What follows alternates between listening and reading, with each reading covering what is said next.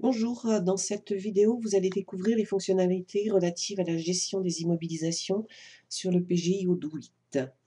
Donc au préalable, dans le module configuration, le module gestion des immobilisations qui fait partie donc des extras a été installé.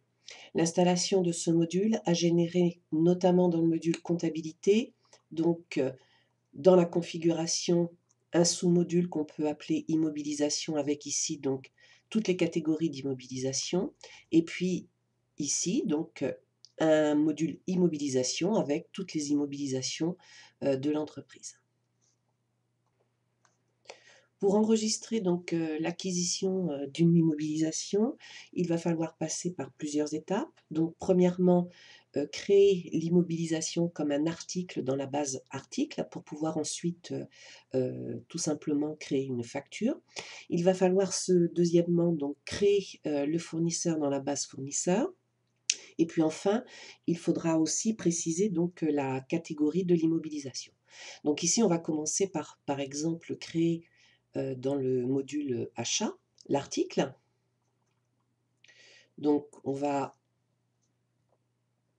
ici par exemple acheter une ensacheuse. L'ensacheuse, donc cette immobilisation, elle peut être achetée bien sûr, mais elle peut aussi être vendue. Donc je vais ici préciser le type d'article, donc c'est un article stockable. Le prix de vente, pour l'instant je ne le connais pas, donc je peux tout simplement renseigner 0. Et puis dans l'onglet comptabilité, je vais pouvoir ici renseigner la catégorie si au préalable une catégorie a été créée, le compte de revenus. Donc ici pour une immobilisation, c'est donc le compte 775 200. Si jamais il y a vente de cette immobilisation, donc elle sera soumise à la TVA à 20%. Et le compte de dépenses, ici il s'agit donc du compte d'immobilisation 2154 matériel industriel. Et donc là, il faut faire très attention puisque là, c'est la TVA déductible sur biens et services. Donc il faut supprimer la TVA et aller chercher tout simplement donc la TVA déductible sur immobilisation à 20%. Voilà, et donc ici apparaît maintenant la TVA IMO 20%. Donc l'article est créé, je l'enregistre. Et donc maintenant, toujours donc dans le module achat, je vais créer tout simplement le fournisseur, ici le fournisseur d'immobilisation. Donc c'est une entreprise, on va l'appeler exemple. Je peux aussi ici préciser si des catégories ont été créées, qu'il s'agit d'un fournisseur d'immobilisation. On peut saisir donc son adresse, le site web, le téléphone, etc. On peut aussi créer donc pour le fournisseur d'immobilisation éventuellement un contact. Et enfin donc dans l'onglet comptabilité, on va ici donc préciser le paramétrage comptable. Donc la position fiscale par défaut, donc il est en France, mais on a aussi la possibilité avec l'intra-EU et l'import-export d'identifier le fournisseur européen et le fournisseur hors Europe.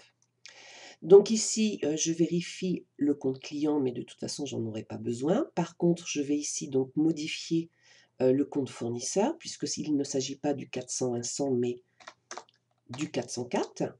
Donc je peux, par exemple ici, créer un compte auxiliaire. Donc je vais créer le compte auxiliaire 404-200. Donc numéro du compte 404-200. Intitulé donc fournisseur exemple. On va le mettre en majuscule. Le compte parent, donc c'est le compte 404 fournisseur d'immobilisation, c'est un compte de fournisseur. Voilà. Et donc je vais autoriser le lettrage puisqu'il s'agit ici d'un compte de tiers. Donc là, je viens de créer le compte dans le plan de compte de l'entreprise. Donc j'enregistre ma modification. Et donc ici, on voit bien le compte 404-200 qui apparaît. Et je vais préciser par exemple ici que je paierai le fournisseur fin de mois. Voilà, le paramétrage comptable est terminé. Je peux enregistrer la création du fournisseur. Et enfin, troisième étape, j'ai créé l'article, j'ai créé le fournisseur. Je vais enfin, donc dans le module comptabilité, créer tout simplement en configuration la catégorie d'immobilisation. Donc ça, c'est très important puisque cette catégorie d'immobilisation va permettre ensuite de générer les plans d'amortissement. Donc là, je vais préciser par exemple qu'il s'agit de matériel industriel qui sera amorti en linéaire sur 10 ans. Donc, les écritures de dotation donc, devront apparaître dans le journal des opérations diverses. Le compte d'immobilisation donc pour le matériel industriel, donc c'est le 2154. Et donc on adapte bien sûr le compte en fonction de la nature ici de l'immobilisation. Le compte de dépréciation, donc c'est le 2815.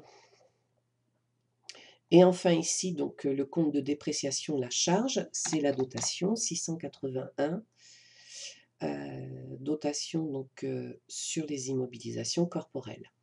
Je précise ici donc la méthode de temps, ce sera donc un nombre d'amortissements. Ici, donc je vais en distinguer 10 puisque c'est sur 10 ans. L'exercice comptable dure 12 mois. La méthode de calcul, c'est du linéaire, mais je peux aussi amortir en dégressif.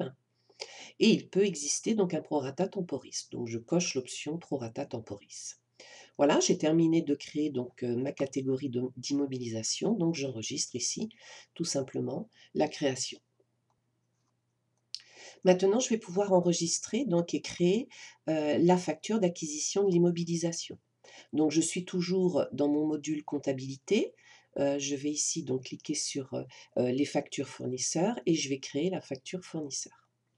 Donc le fournisseur ici, c'est le fournisseur exemple. Donc le numéro de facture, on va imaginer la facture numéro 120. Date de la facture, donc on va imaginer que c'est au 7 juillet 2019. Donc il va me proposer normalement une échéance au 31 juillet, c'est normal puisque je paye ce fournisseur fin de mois. J'ai récupéré ici donc le compte 404-200 pour le fournisseur exemple et donc la facture sera enregistrée dans le journal des achats. On aurait pu aussi proposer le journal des opérations diverses. Donc ici je vais ajouter un élément, donc c'est l'ensacheuse. Donc je retrouve ici le produit ensacheuse. Pour lequel donc il a ici proposé le compte de dépenses associées, c'est-à-dire le compte d'immobilisation 2154. Ici, très important, donc je vais préciser la catégorie d'immobilisation à laquelle se rattache cette immobilisation. Donc c'est la catégorie que j'ai créée précédemment. Donc je vais rechercher matériel industriel linéaire sur 10 ans. J'ai acheté donc une ensacheuse pour un coût d'acquisition de, on va dire, 50 000 €. Voilà. Donc ici, dans ma colonne taxe, apparaît bien la taxe sur immobilisation à 20%. Je vais lui demander donc de mettre à jour la facture. Et donc, il me propose donc un total de 60 000 €. Donc, je peux aussi vérifier les autres informations. Mais ici, donc, tout est correct. Donc, je peux enregistrer la facture. Et donc, je peux aussi valider la facture. Voilà. Et donc la validation de la facture fait que la facture est passée donc d'un état brouillon à l'état ouverte. Et de plus, l'ensacheuse maintenant va apparaître donc dans les immobilisations. Voilà. Et je retrouve ici l'ensacheuse